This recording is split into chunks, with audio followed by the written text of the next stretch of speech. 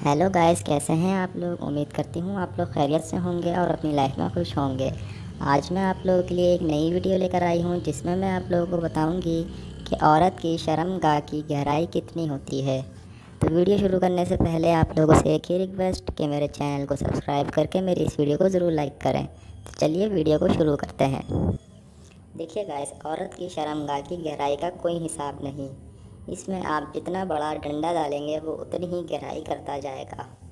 बस शर्त यह है कि औरत को जितना बड़ा डंडा मिल चुका हो, अंदाज जैसे औरत को 7 इंच का डंडा मिल चुका हो तो उसके बाद उसे 4 इंच के डंडे से बिल्कुल भी मज़ा नहीं आएगा।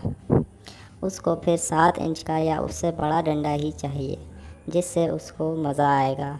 अगर उसको छोटा डंडा मिलेगा तो वो खुश नहीं होगी और इधर उधर मुंह मारना शुरू हो जाएगी। चलिए अपनी आज की वीडियो को यहीं पर ख़त्म करती हूँ। उम्मीद करती हूँ आप लोगों को वीडियो पसंद आई होगी। अगर वीडियो पसंद आई है तो मेरे चैनल को सब्सक्राइब करके मेरी इस वीडियो को ज़रूर लाइक करें। शुक्रिया।